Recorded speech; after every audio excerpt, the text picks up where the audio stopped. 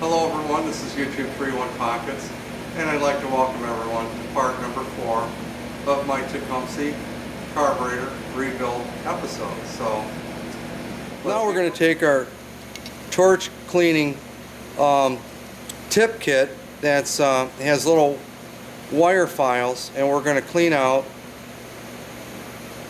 the nut that holds the bottom of the bowl on the carburetor.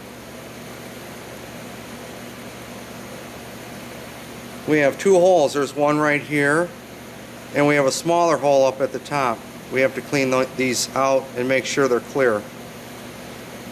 We're going to need the smallest one we have for this very tiny hole, and we'll poke that through and clean it out.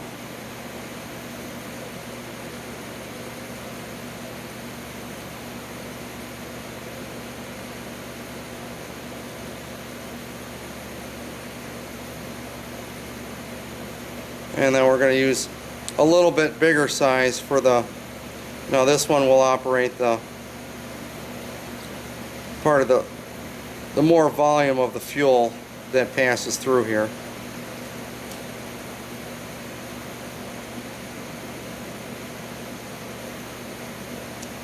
Okay, that takes care of that. Now we can start the reassembly.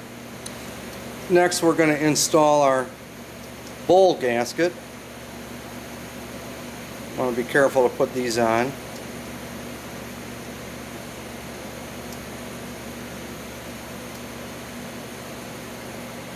We want to make sure we don't knock out that little roll pin that holds the float on. It's kind of tricky sometimes putting this on too, so I've got to be real careful.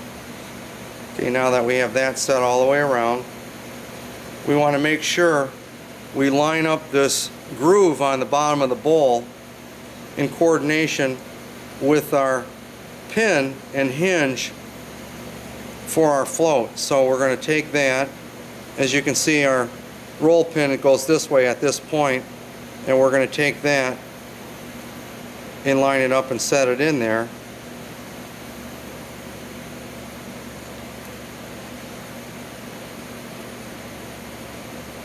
Push that down a little bit.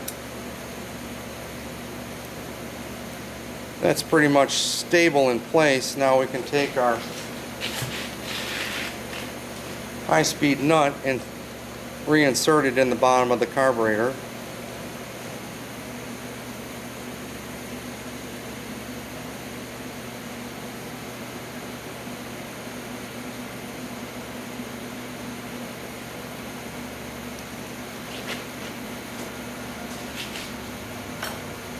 Then we take a 7/16 inch wrench and then tighten it down. Not too tight, we've got to be careful. We have like a brass bronze alloy that this nut is made out of, so we have to be real careful, and we're threading into aluminum. So we just give it a little snug tight just so it doesn't leak and won't come undone.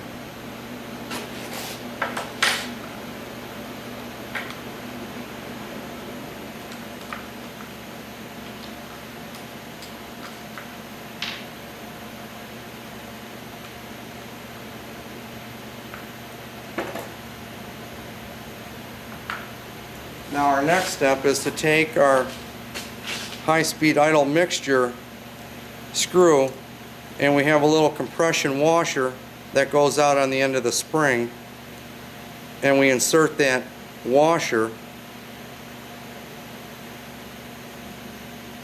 and then thread it down in. We have a little Teflon seal down inside here, a little black Teflon seal that pushes and seals the gasoline from leaking around the threads as this goes up through the bottom of the carburetor. Now this is an older carburetor. Most of the newer carburetors no longer have this system.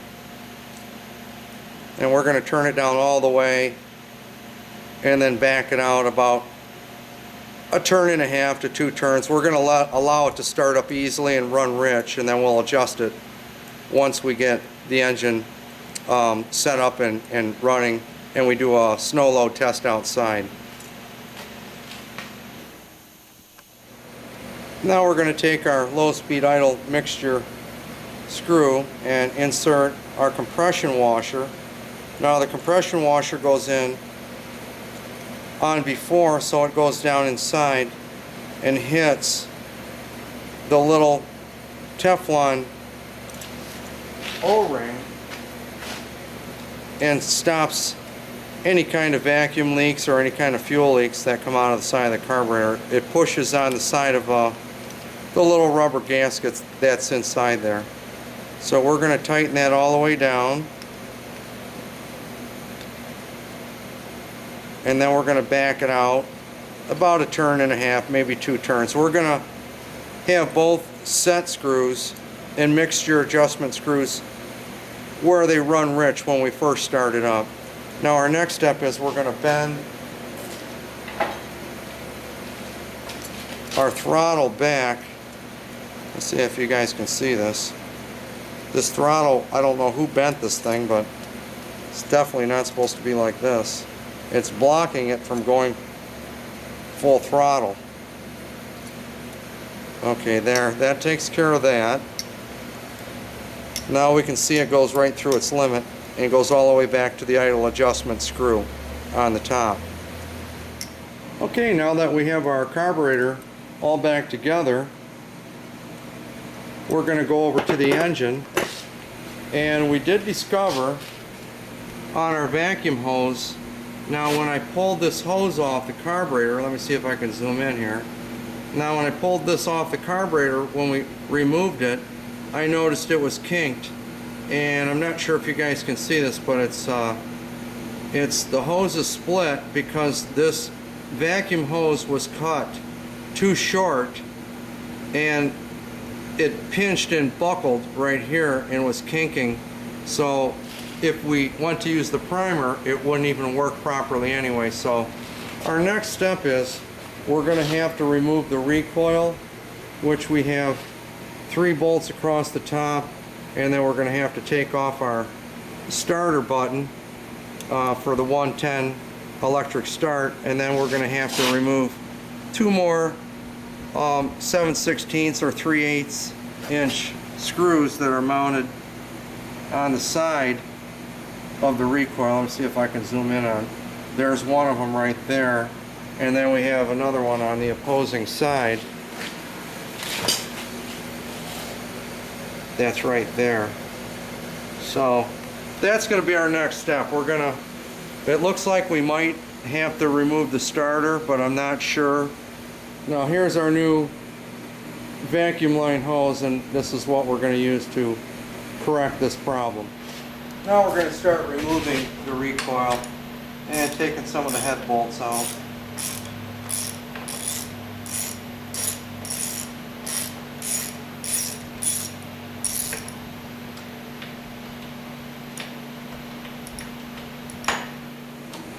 Now we have our recoil removed, and we can see where we also had a problem with our vacuum line hose that goes over to our primer on the carburetor. So our next step is to remove these 2 pieces and get a better size. Now we can see why this thing was not starting properly with this tear up inside underneath this recoil starter. So our next step is to replace that. Well, we're just about out of time again for our 10 minutes for YouTube, and I hope you guys stay tuned in for our next episode on the Tecumseh Carburetor Rebuilt video. And until next time, this is 3-1 Pockets, and thanks for watching.